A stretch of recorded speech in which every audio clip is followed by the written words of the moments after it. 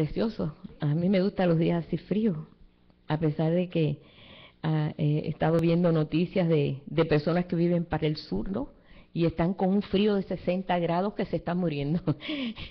Para nosotros 60 grados ya es nada, ya nos vamos adaptando. Pero bueno, le damos gracias al Señor porque donde quiera que nos pone, pues ahí nos tenemos que adaptar. Hay quien vive en Alaska y es peor. Hay quien vive en lugares más calientes, peor. Pero bueno, estamos en el correcto lugar, en el correcto momento. De eso sí estamos seguros. El Señor sabe que estamos aquí, pues, con un propósito definido. Bueno, en esta mañana, pues, yo estuve compartiendo el viernes sobre la importancia de que nosotros nos dejemos restaurar en lo que es en el área de nuestra vida, de nuestro altar, del altar de Dios que está en nosotros. Y yo quiero seguir con esto porque pues es muy importante. Esto es muy importante porque para poder edificar el templo tenemos que poner el altar en orden. Hay que quiere edificar el templo sin que el altar esté en orden, es imposible. Dios tiene su orden. Dios es un Dios de orden. Lo que pasa es que a veces nosotros no nos compaginamos con el orden de Él. Pero Dios es un Dios de orden, no al estilo del hombre. El hombre tiene un desorden, la verdad es esa. Pero Dios tiene un orden. Y en ese orden, Él, desde un principio, Él estableció un lugar de adoración. En su corazón no estaba un lugar, sino estaba un lugar. Esto es el corazón de Dios. Y finalmente, pues, Él lo pudo hacer. Pero bueno, antes de que llegara a este punto de que pudiéramos ser nosotros el lugar de adoración de Él, el lugar donde nosotros podemos adorar en cualquier lado, el Señor tuvo que poner un lugar y mostrarles a ellos que el éxito de la vida de ellos dependía de la obediencia a la adoración a Él. O sea, el ser motivado por Dios y responder a esa motivación, porque mucha gente es motivada y no responde. Mucha gente escucha y se hace la vista gorda, ¿no? Y no quiere, como pasó con Jonás, que Dios le dijo, es necesario que vayas a Nínive. Y él, no, allí no, son gentiles. Yo nunca he ido a traer profecía a un gentil. Ningún judío quería ir a un pueblo gentil, por supuesto. Y finalmente Dios le dijo, bueno, pues vas a ir quieras o no quieras. A veces el Señor hace así, y como quiera, tuvo que ir, pero a la fuerza, ¿no? Dios no actúa así solamente en situaciones que pues Él sabe y Él los presenta, como en el caso que hacía falta alguien que trajera un mensaje a Nínive. ¿Por qué? Porque eran gentiles y ellos iban a ser destruidos. Y Dios decía, no, es que hay muchos animales y mucha gente allí que no quisiera destruirlos, quisiera que alguien les avisara. Y nadie quería avisarles. En este caso, ahora nosotros sabemos que hay un principio en Dios y ese principio es siempre buscar el lugar de adoración en Dios. Para eso, pues, tuvo que venir mucho tiempo hasta que el Señor completara todas las cosas y entonces ya edificara templo, o sea, en nosotros un altar.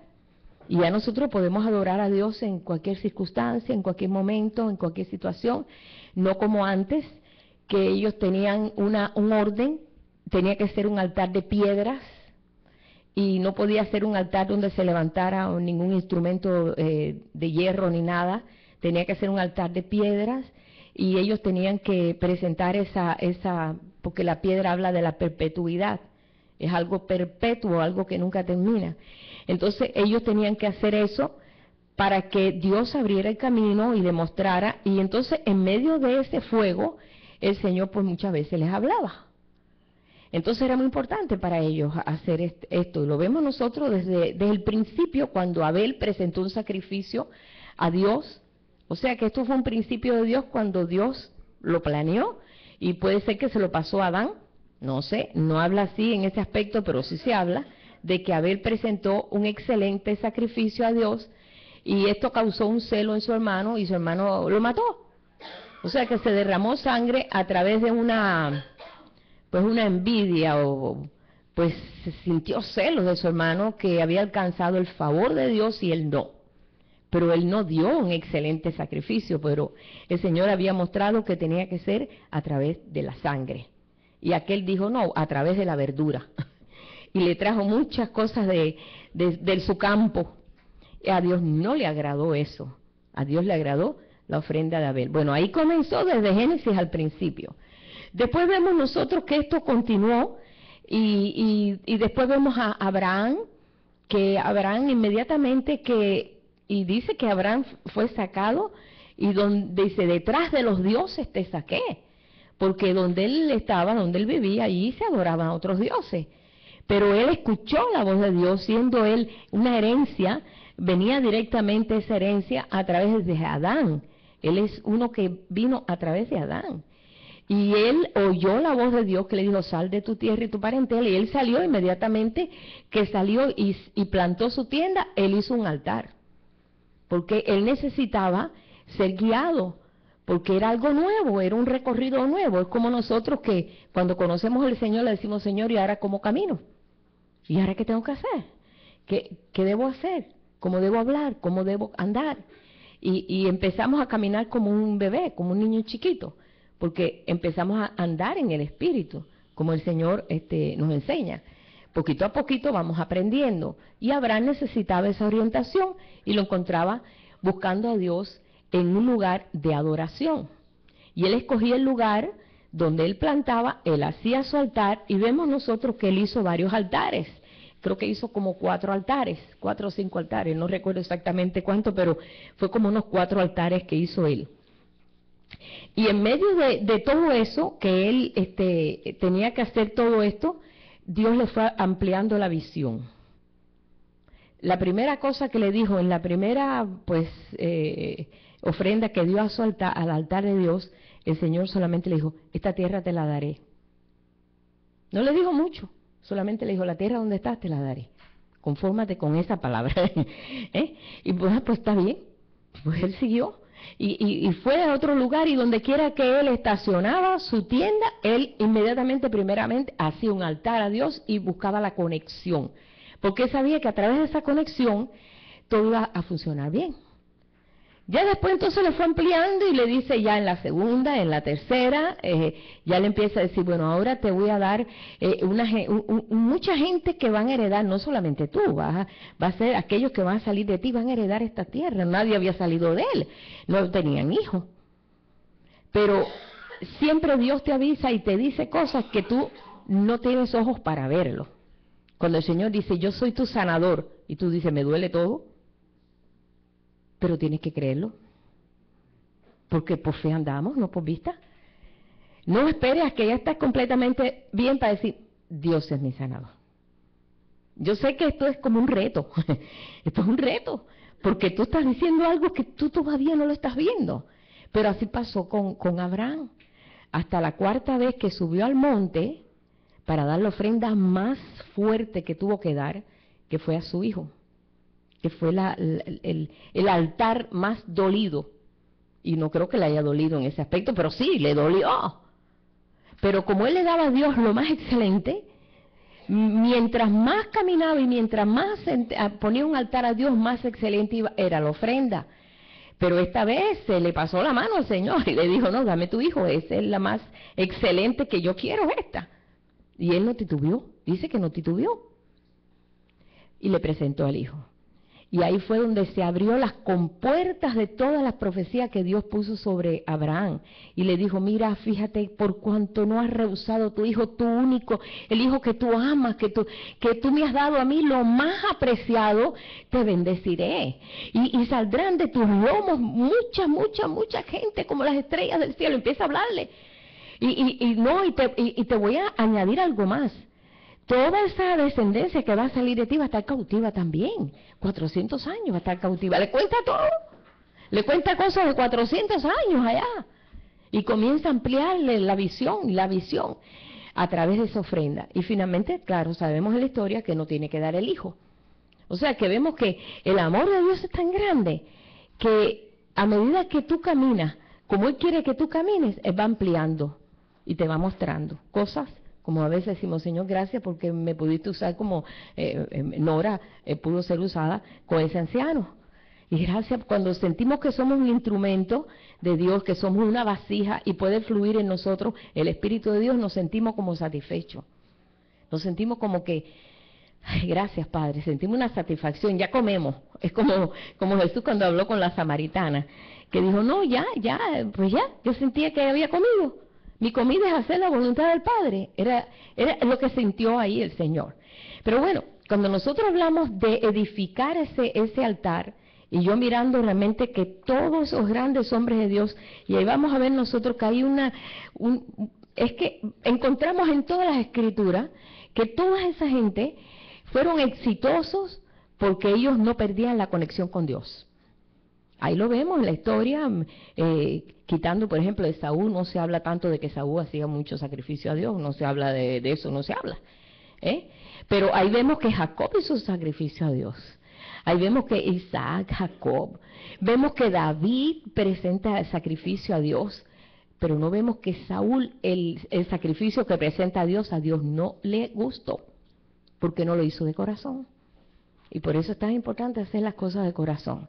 Él dijo, ay, yo voy a hacer el sacrificio, porque tenemos que ir a la guerra, y yo necesito el favor de Dios, lo necesito. Y ahí quiso arrancar del corazón de Dios el favor de Él. Tú no puedes hacer eso. Y presentó el sacrificio él cuando él no estaba destinado para eso, sino Samuel. Y Samuel llegó y se dio una enojada tremenda. Le dijo, ¿cómo locamente has hecho? ¿Por qué no esperaste por mí? Tú te demorabas y el pueblo se me desertaba y yo tenía que hacerlo. Dios no quiere ese sacrificio. Y Dios no se agradó de ese sacrificio. Es el único que hizo Saúl y no sirvió para nada, porque no era de corazón. Mas David lo hizo. ¿Cuántas veces David hizo sacrificios? Él presentaba el altar, él adoraba. Cuando iba, él adoraba. Donde quiera, él hacía su altar. Donde quiera. Y él donde quiera adoraba. Ahora, yo estuve mirando aquí qué cosa quiere decir altar. Podemos decir pues en el hebreo, ¿no? En el idioma hebreo, altar es el lugar de muerte. Es el lugar de muerte, porque ahí es donde ponían el animal, y ahí lo mataban, y se quemaba, y las cenizas caían abajo, y las cenizas se recogían y se llevaban a un lugar, y ahí el pueblo tenía que estar postrado, adorando, sin levantarse y adorando con su rostro en tierra. Todo ese tiempo, posiblemente duraba horas eso, no sé, el tiempo que duraba quemar un animal de eso, no sé qué tiempo. Ellos estaban adorando a Dios en cántico y adorando, hasta que se consumía completamente y se llevaban las cenizas. O sea que esto era el rito natural, pero nosotros aprendemos de las cosas naturales, ¿verdad?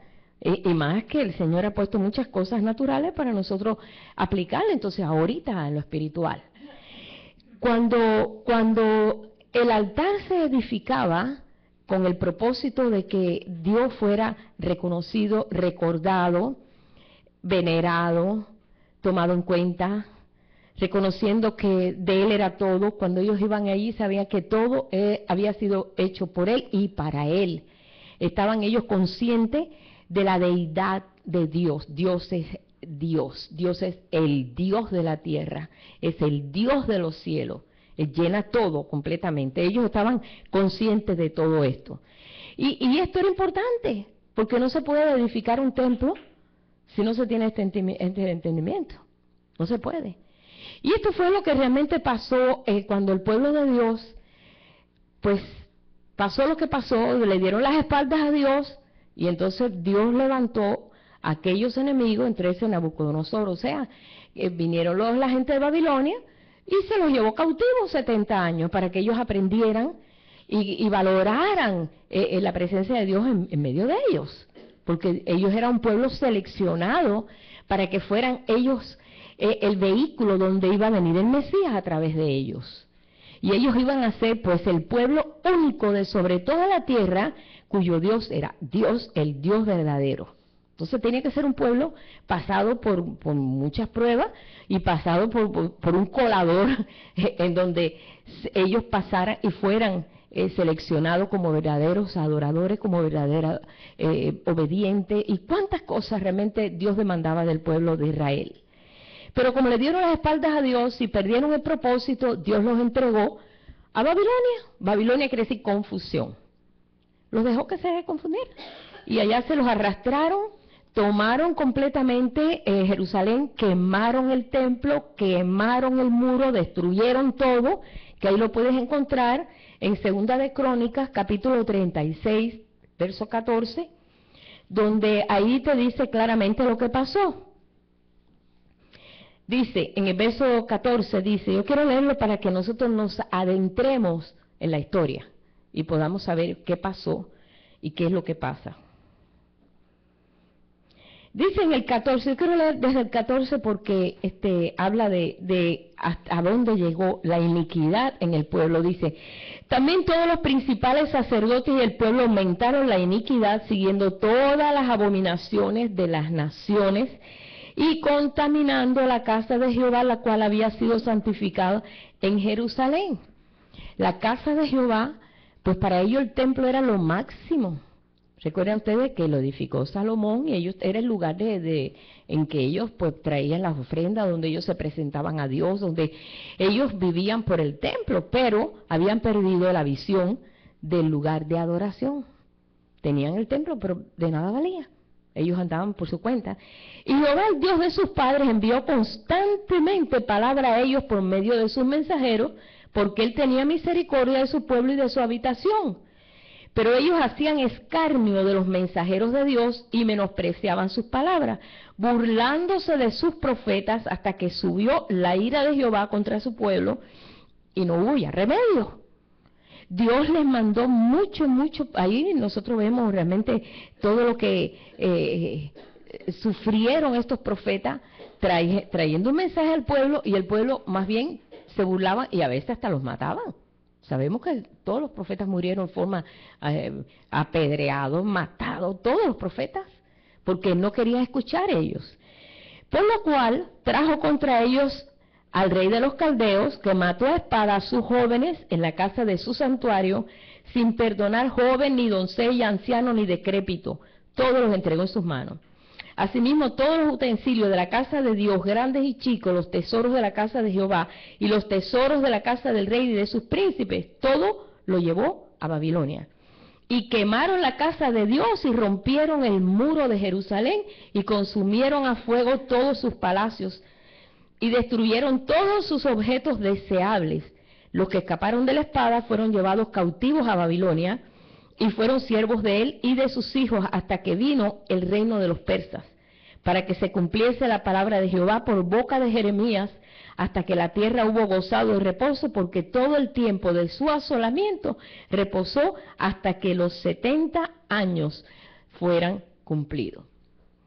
Ellos tenían que sufrir 70 años allí. Dios había determinado el tiempo.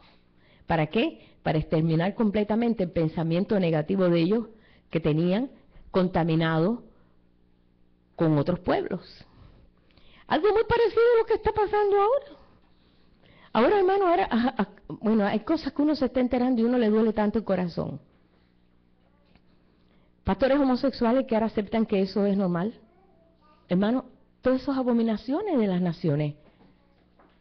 Hermano, no, nosotros no podemos llevar como piensa el mundo. Si vamos a lo que es la palabra, a lo que es la escritura, a lo que es el pensamiento de Dios y cosas, y ordenando sacerdotes, o sea, ordenando pastores que declaran, no, la homosexualidad, eso Dios permite, cosas así, hermano, y cosas peores que esas también. ¿Qué tú dices? Y nuestros hijos, eso es lo que nos están enseñando en las escuelas. El otro día vi una caricatura de niños donde mostraban que eso era natural, que eso era normal. Y qué fácil es contaminarse. Qué fácil es empezar a pensar como piensan los pueblos de la tierra. Sin olvidar que Dios tiene un pensamiento y ese pensamiento le gusta que no le guste. Me dice una hermana, he puesto algunas cosas en Facebook mostrando de eso. Dice, nadie me dice nada, como que todo el mundo, mejor no quiero meterme en un compromiso de eso. Mejor no decir nada para no quedar mal.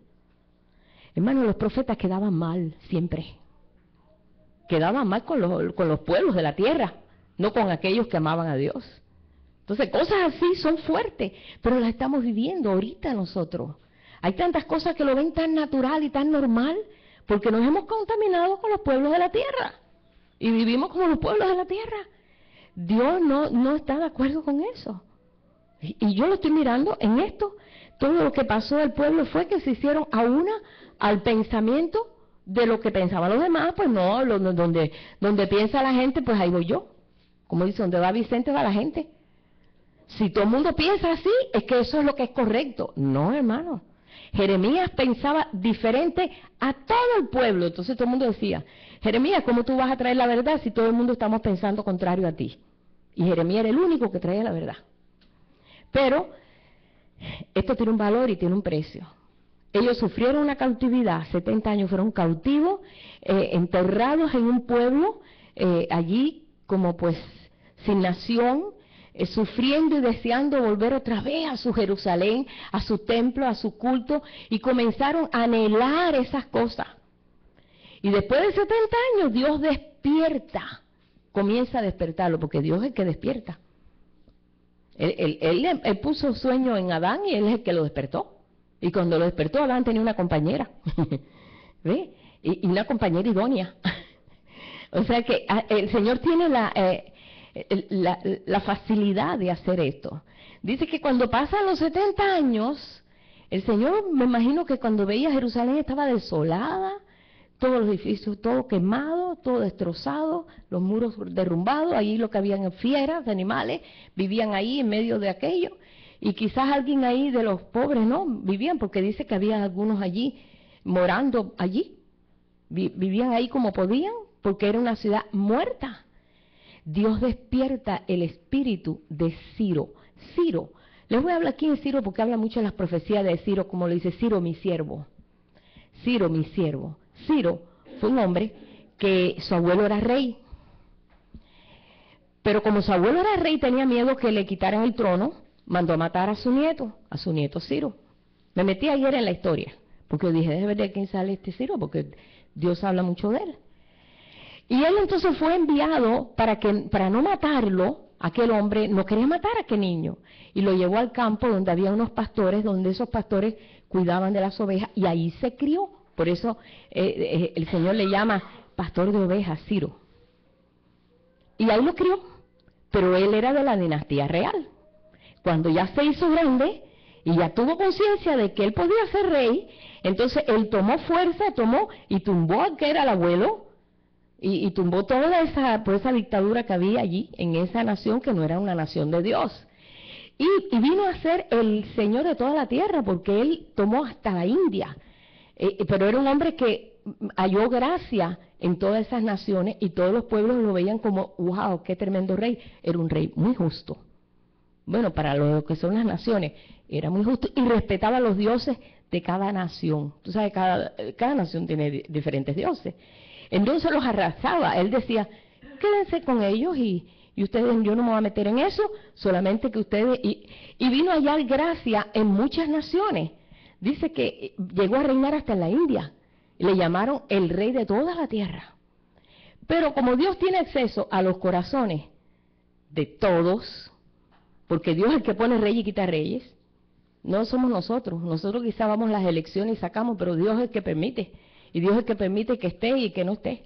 De eso estoy segura, ¿no? Dios despierta el espíritu de Ciro. ¿Cómo?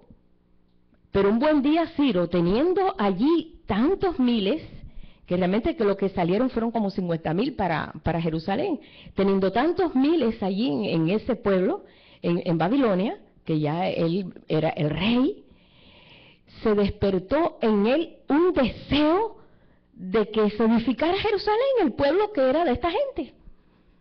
Y les dijo, y mandó un decreto, y lo anunció el decreto, de que todos aquellos que reconocían a Dios como su Dios, que regresara a su tierra y que presentara el templo fuera edificado y que adorara a su Dios, porque él respetaba, les digo, los dioses de cada tierra, él no se metía en eso, pero él dijo, pero esta gente que está aquí en medio mío, tiene su Dios, pero no es el que tenemos nosotros aquí. Ustedes saben que en Babilonia, ¿qué pasó con Babilonia? Cuando Daniel, y Sadrach, Mesach y Abednego, todos ellos, habían tantos dioses, Babilonia tenía un potencial de 2.500 dioses. Entonces, pues imagínate, ellos tenían un solo Dios. Y entonces no encajaba no encajaban allí, mas eran gente muy sabia, algunos habían prosperado mucho, y lo vamos a ver después cuando ellos salen, no salen pobres.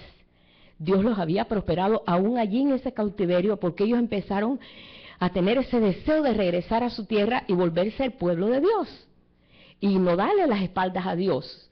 Ellos aprendieron la lección. Pero ahí estaba Ciro, que tenía esa gente metida ahí en medio de su nación, con un solo Dios, y ellos con 2.500 dioses, dijo, no, esta gente tiene que volver allá donde está su Dios. Dios despierta el corazón de Ciro, y levanta un decreto, dice, váyanse todos aquellos, les doy una palabra, y quiero leerlo aquí, hermano, porque quiero que vean aquí,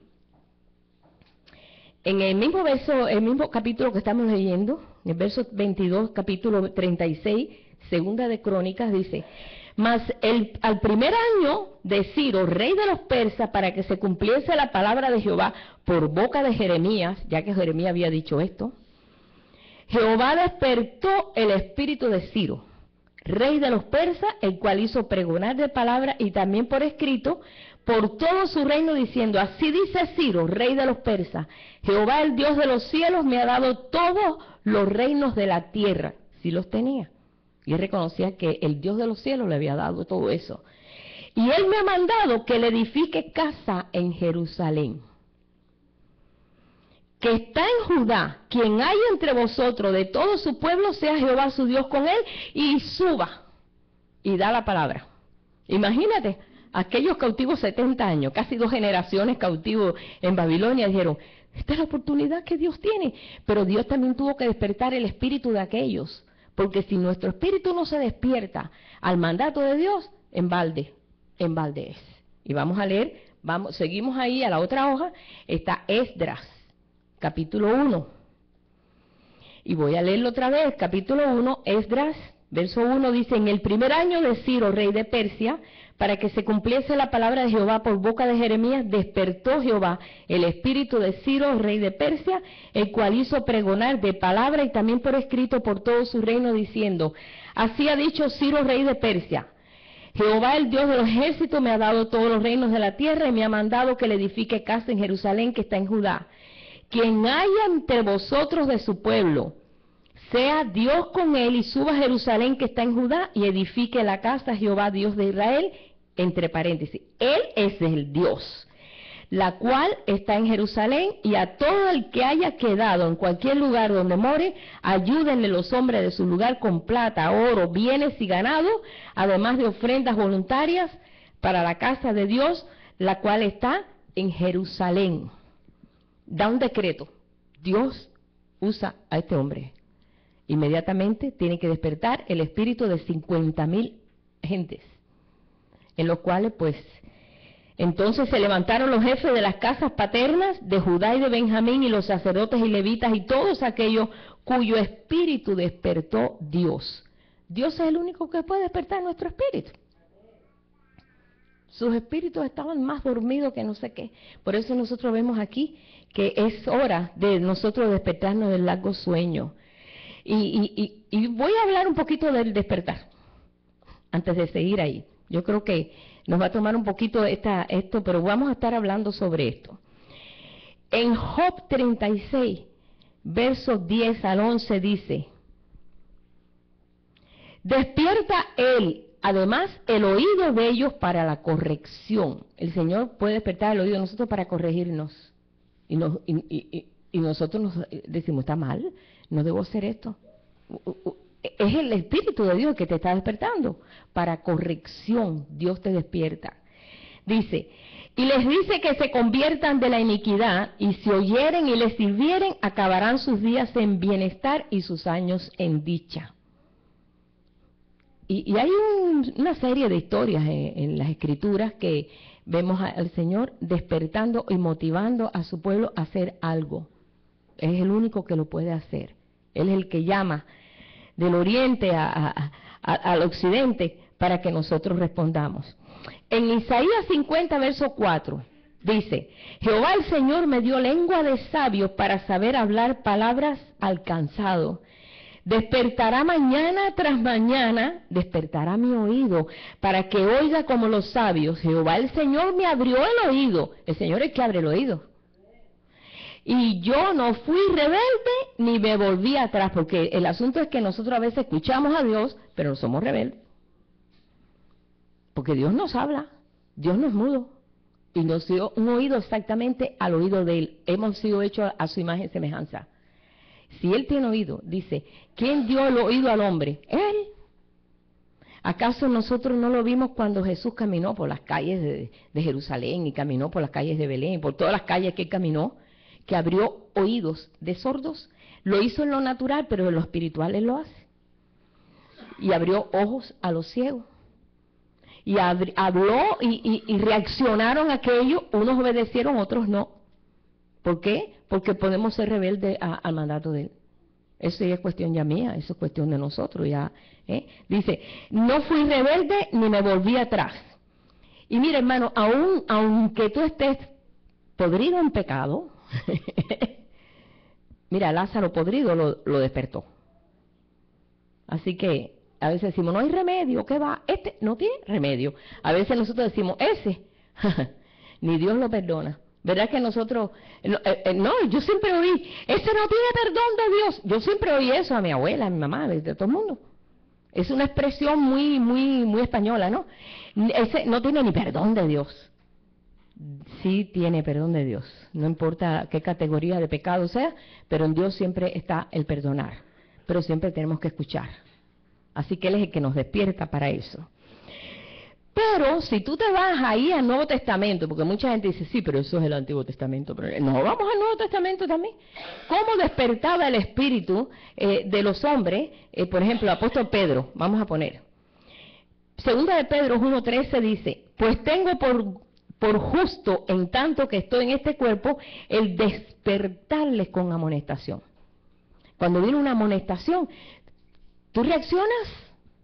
Viene una amonestación, viene una palabra, tú lo lees, tú reaccionas.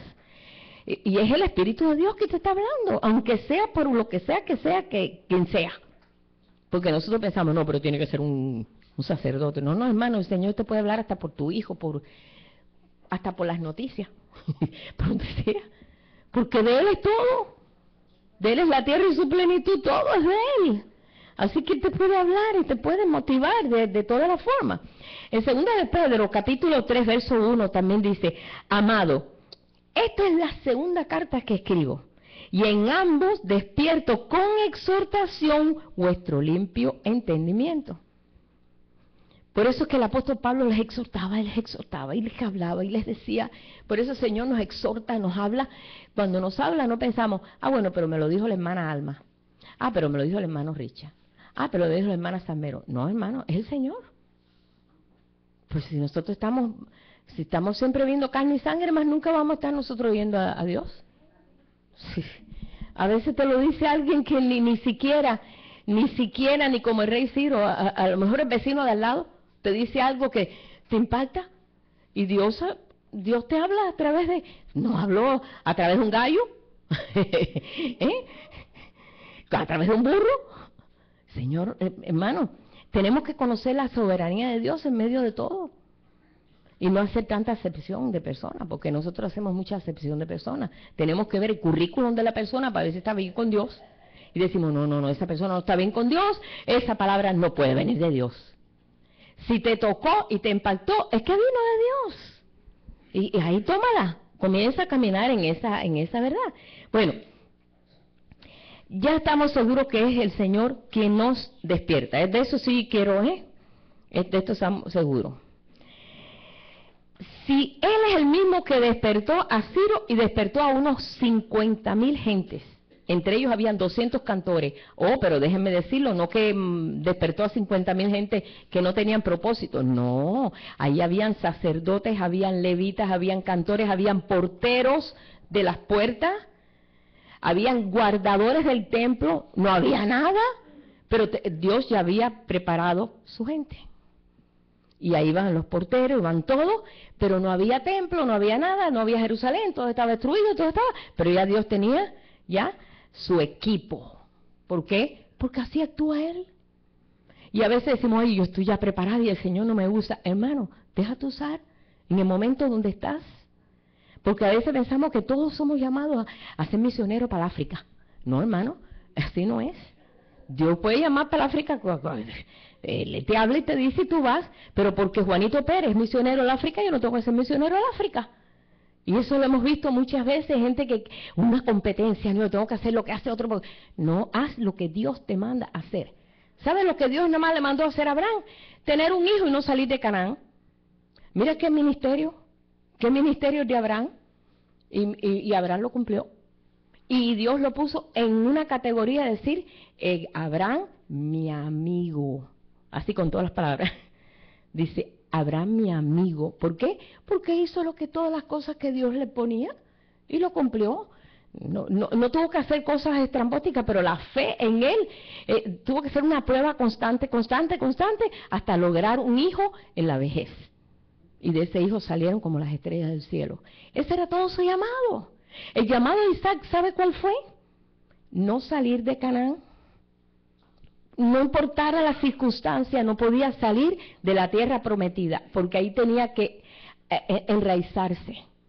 Y había sequía, Dios lo prosperaba. Había enemigos, Dios le ayudaba. No había agua, Dios le permitía un pozo de agua viva.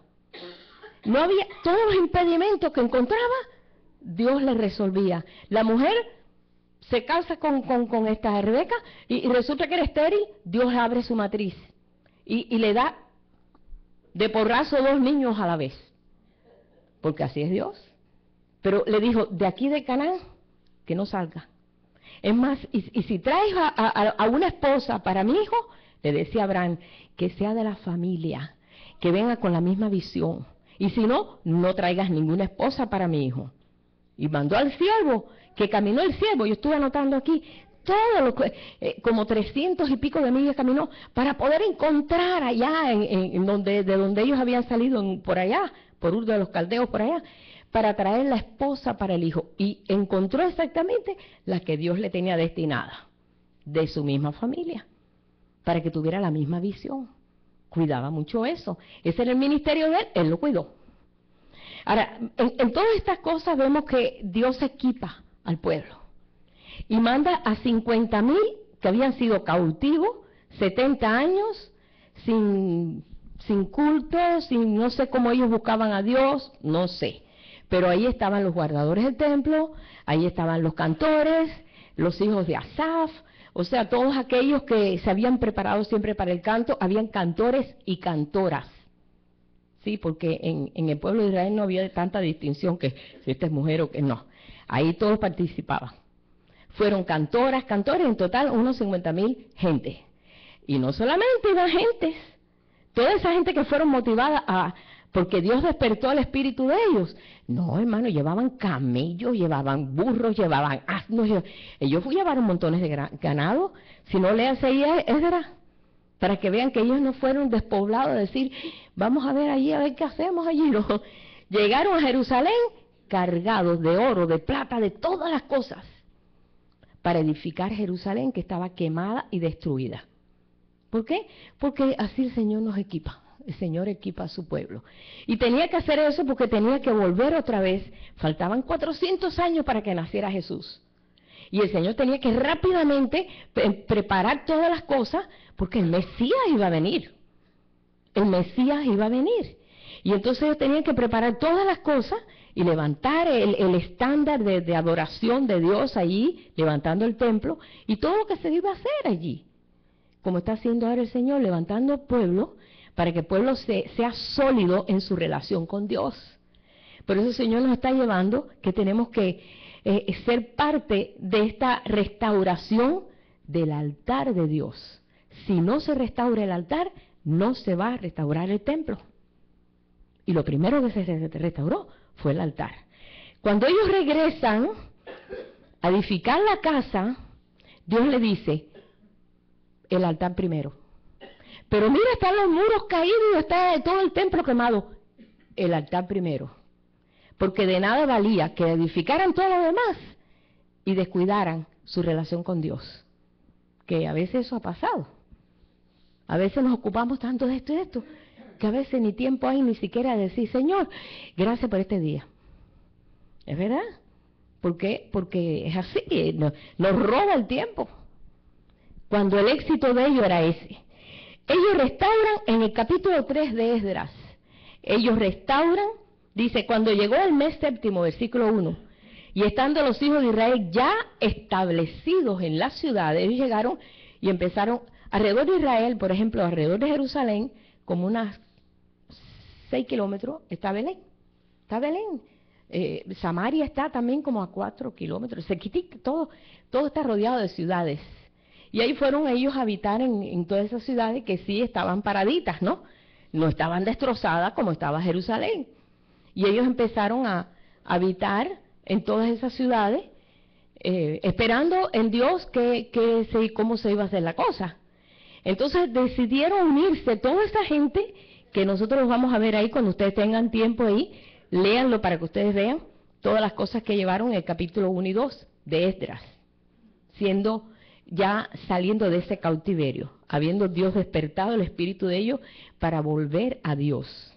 No que habían dejado a Dios, sino que ellos necesitaban volver a recuperar esa confianza en Dios. ¿Cómo? Haciendo el sacrificio, las fiestas, todas las cosas que en la ley estaba.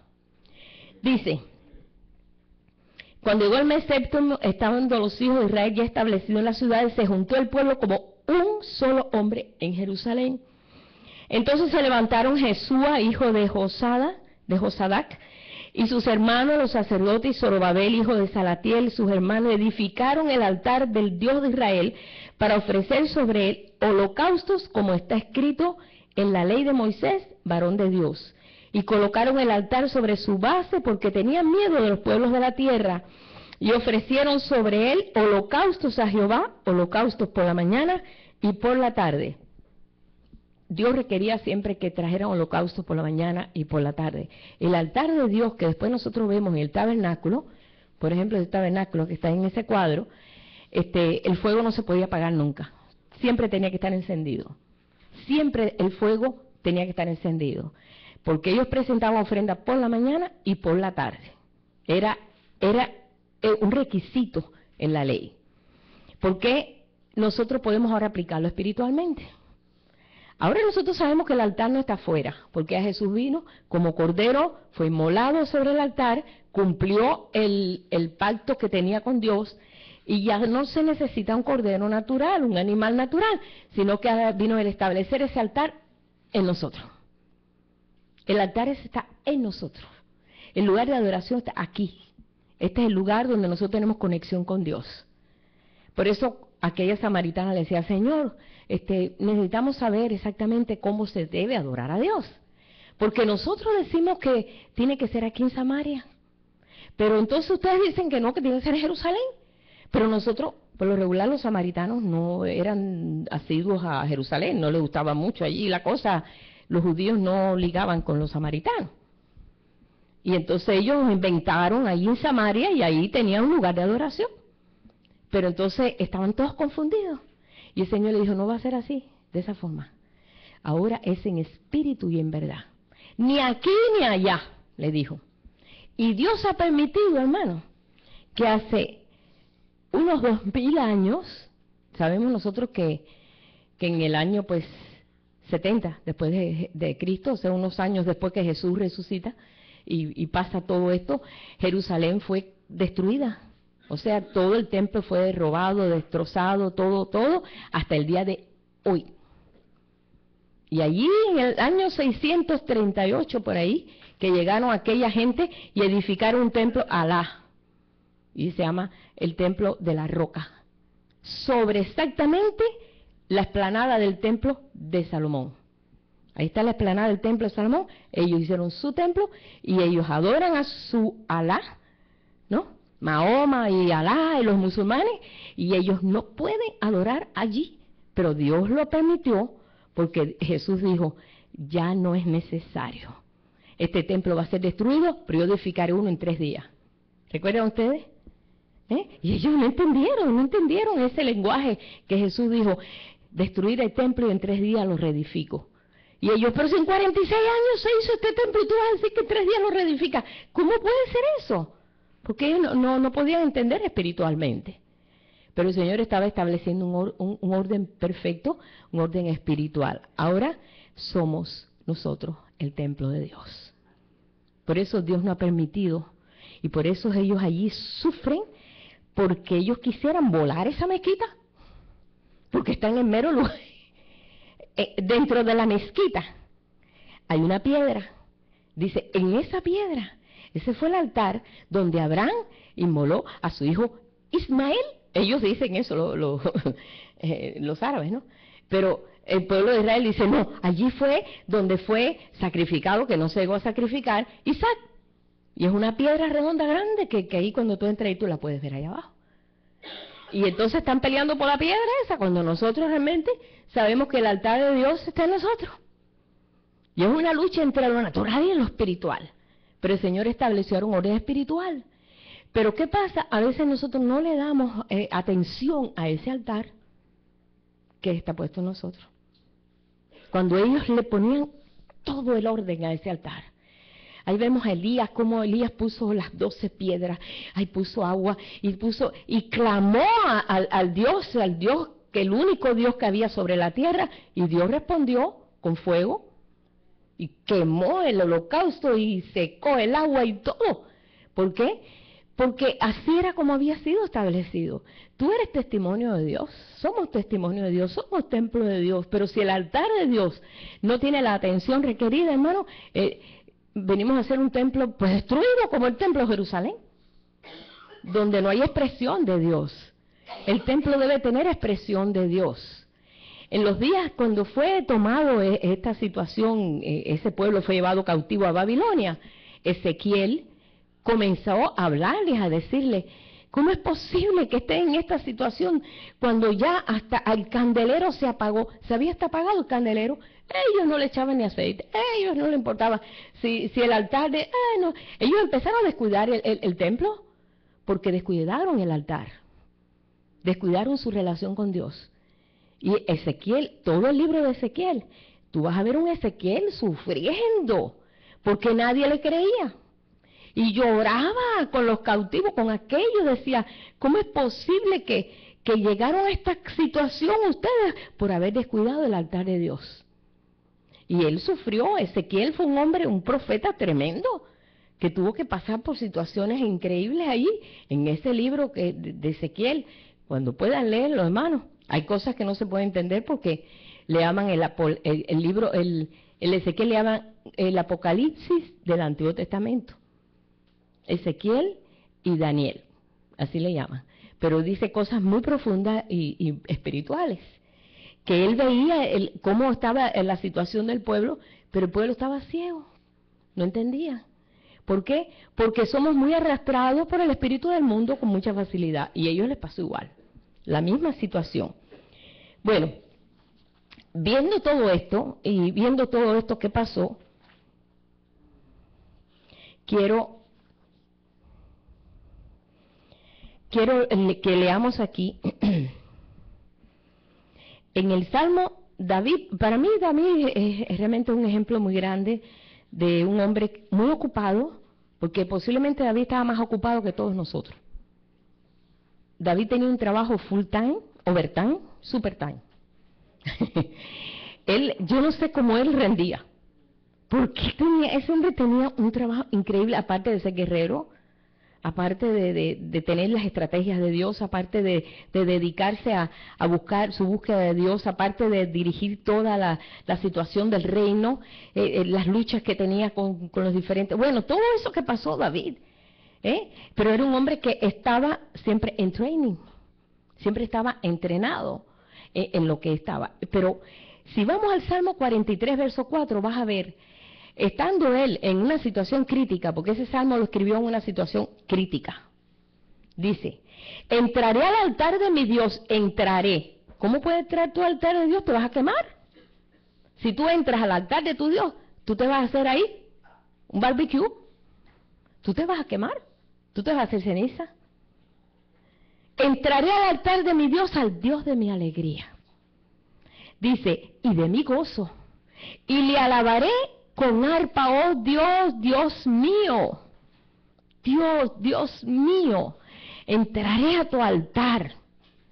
Y David hizo muchos altares, hermano. David hacía altares por todo.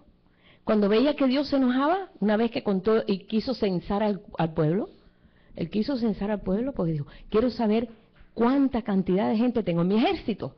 Mira, parece como que no suena que es un pecado, ¿verdad? Como que suena que está lógico. Para el mundo es lógico eso. Quiero saber cuántos soldados tengo. Le dice uno de sus sobrinos, Joab, le dice, no hagas eso, porque Dios es el que gana las batallas. Dice, no, yo quiero contarlo, quiero saber cuánto es el ejército que tengo. Y de mala manera y de mal deseo fue el sobrino a contar todo el ejército. Y Dios se enojó. Dios se enojó tanto. Dice David, tú sabes que tú puedes ganar una batalla con 3, con 5, porque la batalla es mía, David. No es por la cantidad de gente que tú tengas y la calidad de gente que tú tengas, sino que la batalla es mía, entiéndelo. Y David lo sabía, hermano, pero a veces se nos va la onda. Sí, a veces se nos va, ¿verdad? A veces vemos nosotros tremendas batallas que hemos ganado. Y como el Señor, wow, qué tremendo, qué fe. Y de buenas a primeras nos asusta un gatito ahí medio salvaje. ¿No es cierto? Sí, una cucaracha, sobre todo Mercedes, ¿verdad? Que le tiene pánico a las cucarachas con lo grande, ¿verdad? Tú la ves tan grande y tú dices, ay, ¿cómo le puede tener miedo a la Yo creo que algunos de nosotros acá también, bueno. Pero nos asustamos, ¿eh? Bueno, pues David llegó al punto de decir, yo necesito saber cuánta gente. Y David tenía los valientes de él. Los valientes de él daban la vida por David. Hicieron cosas increíbles. Eran gente que no tenían miedo a nada. Era para haber dicho, ¿para qué voy a contar yo si con los que tengo aquí alrededor mío ya basta? Pero le entró esa cosa, esa locura, y se enojó tanto Dios que inmediatamente mandó una plaga. Empezó a menguar el pueblo. Y David cuando se da cuenta dice, Dios mío, perdóname Señor, no debió haber hecho eso, no debió haber hecho. Y se sintió tan mal David y dijo, yo tengo que hacerle un sacrificio a Dios, yo tengo que parar esto. Y fue y compró un terreno y le dijeron, no compres nada, yo no te lo damos. No, me tiene que doler porque lo que yo le doy a Dios me tiene que doler. Y compró un terreno y dijo, ahí voy a hacer el sacrificio. Y ahí hizo el sacrificio y Dios paró el juicio, porque él lo hacía de corazón. Él no lo hacía, déjame congraciarme con Dios para que Dios pare. No, hermano, así nosotros no le podemos entrar a Dios. No te trates de congraciar con Él, ámale. Si tú le amas, hermano, es como un papá, es como un padre. Tú le amas, va a responder en amor. Inmediatamente, Señor, David, te doy 3 tipos de castigo. Caer en manos de tus enemigos, entonces le da todos los castigos. Una plaga al pueblo, caer en las manos de Dios, caer en las manos de los enemigos.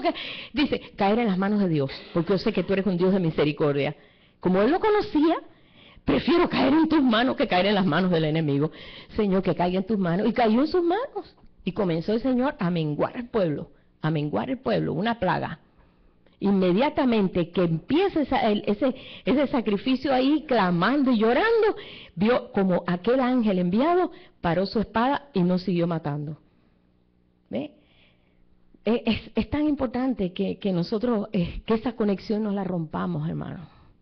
Porque simplemente al romperla, pues, todas aquellas cosas, pues, no que nos vamos a ir ay, que nos va a pasar esto, no. Al romper la conexión, hermano, muchas cosas pueden ocurrir. Y sobre todo en contra mía. Al no ir a Dios y no saber su estrategia, el descubrir que Él es nuestra paz en medio de una situación, todas estas cosas nos va a capacitar a nosotros en medio de cualquier prueba. Mira, ahora con esto del aerolito, ¿no? Hay mucha gente que está aterrada con eso. Y si mañana pasa un aerolito. Hoy había un ruido y dije, ay, otro aerolito. No, porque es que imagínate, ya pasó uno que por allá por Cuba, que pasó uno por allá por Rusia, que pasó haciendo estragos, hiriendo a miles de gente. Entonces dice, Dios mío, mañana, ¿y si pasa por San Antonio? La gente está con miedo. ¿Por qué? Porque en la Escritura dice que habrá señales en los cielos. Y sabemos que estas cosas tienen que acontecer. Y aún más, cosas más. Pero si nosotros no tenemos arreglado el altar, el lugar de adoración con Dios, la conexión, Dios te va a mostrar, Dios va a poner paz ahí en ti cuando todo el mundo anda horrorizado, sabiendo que va a pasar mañana, si es que llegamos a mañana. Así está la gente. No, hermano. Dice que nosotros tenemos que vivir quieta y reposadamente, porque eso es lo que nos está mostrando el Espíritu de Dios, nos está enseñando. Y si tú vas a Apocalipsis, en Apocalipsis, cuando leí Apocalipsis entiendo por qué David dice, entraré al altar de mi Dios. ¿Qué dice en Apocalipsis cuando leemos aquí? Vamos a buscarlo. Apocalipsis 6:9.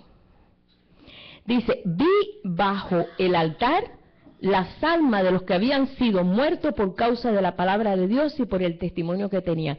Debajo del altar, ¿sabe lo que el altar cómo era? Era una rejilla. Y entonces era como un tipo barbecue, vaya, para poder entenderlo mejor. Era un enrejillado el altar. Tenía un enrejillado donde caían las cenizas de las víctimas que se quemaban sobre el altar. Y Juan ve debajo del altar aquellos que habían muerto por causa de la palabra y del testimonio, aquellos que se habían consumado, o sea, se habían consumido, ¿no? A través del amor, hablando en lo espiritual, estoy hablando de espiritual y nadie los quemó, sino que se dieron por causa de la palabra y del testimonio. Para ellos era más importante el testimonio de Dios que el testimonio de ellos mismos. Nosotros podemos hacernos a uno al testimonio del mundo y pensar como el resto del mundo. El resto de la gente no hay temor de Dios. La gente piensa, como está pensando, pues hay una evolución en el pensamiento del hombre natural. El hombre natural de ahora no piensa lo mismo que pensaba mi abuela por los años, principios del siglo. No, ha cambiado en su forma de pensar. Pero Dios siempre piensa igual. Él es el mismo ayer, es el mismo hoy, es el mismo siempre. Entonces, si nosotros nos dejamos arrastrar, nosotros vamos a llegar al punto que vamos a estar también, pues, como los cautivos de Babilonia, en Babilonia, porque vamos a pensar como piensan los babilónicos, como que esto es mejor. Esto está bien porque todo el mundo lo hace. Esto se puede hacer porque todo el mundo lo hace. Y nosotros vamos a ser exactamente, vamos a ser arrastrados. Es fácil ser arrastrado. Es fácil ser arrastrado. ¿Y qué? Cuando tú tienes una solidez en tu pensamiento, porque es el pensamiento de Dios, no te va a arrastrar nada, hermano. Aunque los pensamientos tuyos vayan en contra de los pensamientos de los demás. Muchas veces hay que callar. Muchas veces hay que callar para no desentonar, ¿verdad? Muchas veces hay que callar y decir, este es mi pensamiento y yo me sostengo en él. Él es mi Dios, es el Dios de toda la tierra, tú tienes control de todo, mi vida, de todo. Y esta verdad, hermano, nosotros no la podemos ocultar. No podemos ocultarla. Ellos no podían ocultarla, pero la ocultaron. Y dieron rienda suelta a la imaginación o al pensamiento natural. Pero bueno, ahora vamos a ver estos que han muerto, se han dejado consumir en el fuego de su presencia, pero están ahí debajo del altar y están en un clamor. Y vamos a ver otros también. En Apocalipsis 11:1 hay una medida. En Apocalipsis 11:1 Dios le dice a Juan, mira, toma una vara de medir. Levántate y mide el templo. Él dice, el templo de Dios y el altar y los que adoran en él. Mide el templo y mide el altar. Hay una medida. ¿Qué medida es esa? Dice, pero afuera al patio, afuera a los atrios, no lo mida porque eso está dado a los gentiles. El patio representa el creyente que está fluctuando entre, pues no ha crecido espiritualmente, no hay medida. Un niño tú no lo puedes medir, tú lo mides hoy y dentro de 2 semanas tiene otra medida. ¿Por qué? Porque está creciendo. Pero ya cuando estamos ya grandes ya, puede ser que decrezamos, pero no. Puede ser que nos pongamos más chiquitos, pero no. Ya tenemos una medida ajustada. Pues ya de ahí no vamos a pasar. Cuando decimos, ya tú tienes 18 años, esa va a ser tu altura. Porque ya de ahí para en adelante ya no vas a crecer más. Esa es tu estatura. Bueno, mide el templo de Dios y el altar y los que adoran en él, pero el patio, déjalo aparte, no lo midas. Hay una medida. Esa medida nosotros la podemos encontrar, y está aquí en Efesios 4, verso 13 al 16. Y sabemos que hay una medida, el Señor tiene una medida.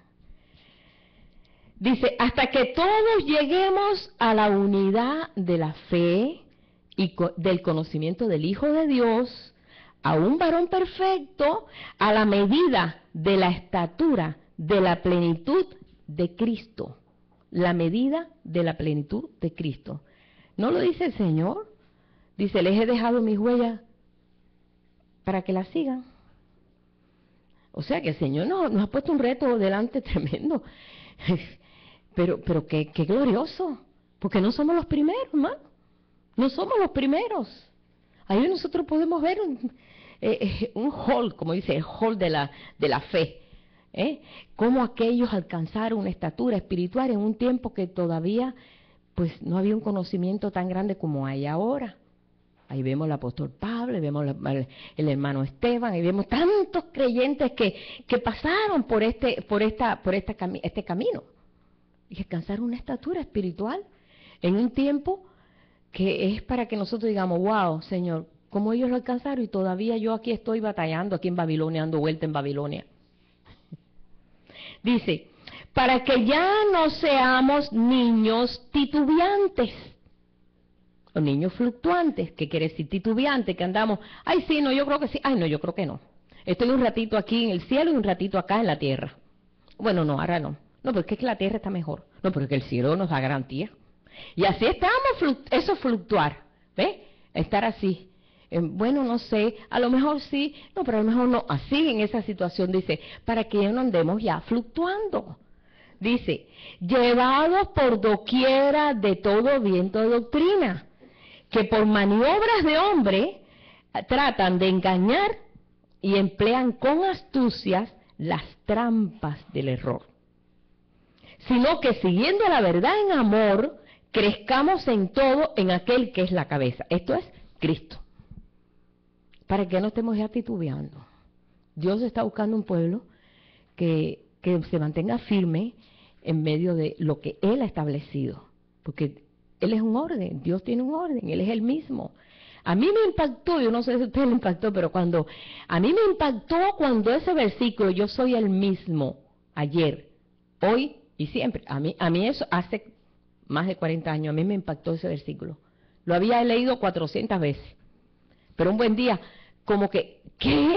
¿Él es el mismo? Pero ¿cómo? Yo creí que tú habías evolucionado un poquito, ¿no? Está más moderno, ¿no? Está más moderno aquí, nos entiende más aquí, nos tolera muchas cosas. Dios es el mismo, ayer, hoy y siempre. No cambia. Dice, no hay en Él ni sombra de variación. Ni sombra de variación que tú digas. A lo mejor si no se da cuenta, no. No hay en Él sombra de variación. La gracia de Él nos cubre, pero hermano, por 2000 años el pueblo de Dios ha abusado de la gracia de Dios. Dios me perdona, porque Él es bueno, porque me perdona, porque su gracia está sobre mí. Hay de aquel que puede hacer lo bueno y no lo hace. No, es que cuando vemos todas estas cosas, decimos, ay Dios mío, Señor, mucho pueblo de Dios ha abusado de la gracia de Dios. ¿Por qué? Dice, porque donde hay mucho pecado, sobreabunda la gracia. Pero Dios fue muy claro, y vemos que Jesús estableció ese orden. Cuando Jesús fue y salvó de morir a la adúltera, gracias a Dios que la salvó, porque esa mujer tenía sentencia de muerte, por piedras le van a apedrear por la ley de Moisés, estaba escrito ahí, que en esa ley había que apedrearla. Y él dijo, el que esté libre de pecado, que empiece a tirar la primera piedra, la tenía que traer aquel que condenaba. Si ese no tiraba piedra, no había piedra. El que esté libre de pecado, que tire la primera piedra. Y cuando vio que nadie la tiró, dijo, ni yo te condeno, pero no lo hagas más. Porque a veces nosotros decimos, ay, Señor me perdona, me va a perdonar otra vez, y me va a perdonar otra vez, y me va a perdonar otra vez, y me va a perdonar otra vez, y estamos conscientes de que Dios nos puede perdonar siempre. Pero le dijo así muy claro, hermano, que eso es impactante también. No lo hagas más. Y yo estoy segura que esa mujer no tuvo deseo de hacerlo más. Yo creo que cambió su vida. Muchos dicen que era una de las que estaba allí cuando Jesús fue crucificado y todo. Bueno, eso no se sabe históricamente, no se sabe. Pero estoy segura que esa mujer se levantó de ahí diferente, completamente diferente, al ver a Jesús como la había perdonado y la había levantado. Este es el Evangelio, hermano. Este es el lugar de adoración que el Señor quiere establecer en nosotros. Somos su altar, y mientras no se arregle el altar, que le pongamos como fue Elías y le puso sus 12 piedras, y ellos toda paciencia mirando a Elías, ¿qué están haciendo? 12 piedras puso, y 12, por las 12 tribus de Israel, y hizo todas aquellas cosas. Pero lo glorioso de eso no fue la preparación, sino fue el resultado de la preparación, cuando el Señor habló, cuando el Señor se mostró allí, en medio de eso. Y bueno, pues aquí estamos nosotros, el altar está puesto en nosotros. Y yo quiero que lo leamos aquí, en este versículo. Vamos a Romanos 12, ya vamos a terminar aquí, en Romanos 12, en Hebreos 13. Yo quiero leerlo, eso, Romanos 12. Y el apóstol Pablo, siendo pues un hombre que conocía la ley, él estudió, él era fariseo, él conocía la ley, la sabía de memoria, conocía todos los principios de la ley, y cuando vino la gracia, que es la gracia de Dios, él entendió todo y lo aplicó en lo espiritual, porque así estaba establecido. Dice en Hebreos 12, verso 1 y 2, dice: así que, hermanos, os ruego por las misericordias de Dios que presentéis vuestros cuerpos en sacrificio vivo, santo, agradable a Dios, que es vuestro culto racional, que es el culto requerido. No conforméis a este siglo. Hay mucha gente muy conforme con este siglo. No, este siglo es tremendo, que mucho adelanto. No, yo doy gracias a Dios por los adelantos que hay, pero que eso no perturbe mi corazón, que eso no perturbe el lugar de mi adoración. Eso nada más que nosotros tenemos que cuidar esa parte nada más, que no sea confrontado con eso. Dice, sino transformados por medio de la renovación de vuestro entendimiento, para que puedas comprobar cuál sea la buena voluntad de Dios, la agradable y la perfecta. Y estamos en este proyecto, es un proyecto de Dios. Y vamos a Hebreos entonces 13, en el cual ya vamos a terminar ahí, Hebreos 13, verso 15-16.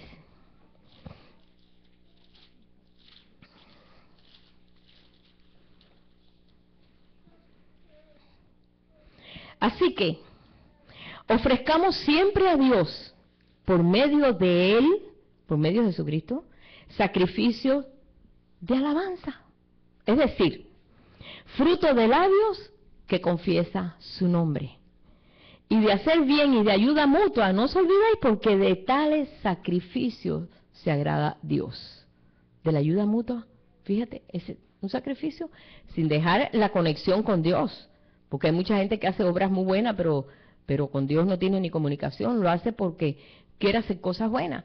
Pero la cosa bonita aquí es que tú puedes tener conexión con Dios y también ayudar al prójimo, pero siempre con la proyección de que tú eres ese altar, de que tú tienes que restaurar ese altar.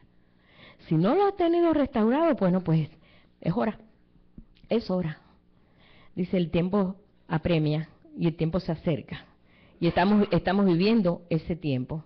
Es el tiempo mejor que hemos vivido. El tiempo en que el pueblo de Dios está siendo restaurado, en que el altar está siendo restaurado, en que el templo debe ser restaurado y el templo somos nosotros. Así que hay trabajo, ¿no? Dice, trabaja por la comida que no se acaba nunca, la comida que no perece. Vamos a trabajar por esa comida, porque mira, sí, trabajamos por la comida que perece, ¿verdad? Mira, sobre todo mi hermano Santiago, que va a buscar la despensa. Pues sí que, mucha bendición. Bueno, fíjate, ¿verdad? Y tiene que hacer un sacrificio tremendo, levantarse a las 4 de la mañana y corriendo. Bueno, así tan tremendo, ¿verdad? Cuando por la mañana nosotros podemos solamente alzar nuestros ojos y decir, Señor, gracias por otro día más. gracias por otro día más. Gracias porque mi hijo recibió la ayuda que habíamos orado. Verá, hay momentos en nuestra vida que nosotros decimos, Señor, gracias, gracias, gracias Padre, gracias, gracias, gracias. Nos ponemos así, porque vemos que la mano de Él se muestra, cuando vemos que el brazo de Dios se desnuda en favor nuestro, nos ponemos loquitos nosotros. Gracias Padre, gracias Señor, qué bueno eres, Dios mío, qué rico poder tener esa expresión espontánea, esa espontaneidad, porque está el altar en ti. Así que mira, deja que el fuego de Él comienza ahí a quemar todas aquellas cosas que se necesitan quemar para que se levante esa ofrenda, que esa alabanza, una alabanza que sale del corazón, una expresión a Dios con toda sinceridad, hermano. Cuando le decimos, Dios, te amo y te quiero con todo mi corazón, que sea acompañado de una verdad. Por eso dice el Señor, es necesario adorar en espíritu y en verdad. No en espíritu no en espíritu y en verdad. ¿Por qué? De tales sacrificios el Señor se agrada. Vamos a ponernos en pie para orar. Y además está decirle quién quiere ordenar su altar. Yo sé que todos, hermanos. Yo sé que todos queremos poner en orden este altar que está en nosotros. Señor, te damos gracias en esta mañana, Padre. Gracias porque este altar ha sido establecido en un orden perfecto. Lo hiciste en lo natural y ahora lo estás haciendo en lo espiritual. Señor, que podamos nosotros estar apercibidos del despertamiento que tú estás haciendo en tu pueblo, Señor. Así como has despertado el oído y despertaste el oído y despertaste el corazón de Ciro y también despertaste el corazón de aquellos hombres y mujeres, Padre, que regresaron a ser parte de ese plan, Señor. Un trabajo tremendo de volver a restaurar todo aquello que estaba todo caído, Señor. Padre, nosotros te damos gracias porque en estos momentos, en estos instantes estamos conscientes, Señor, que tú estás en medio nuestro.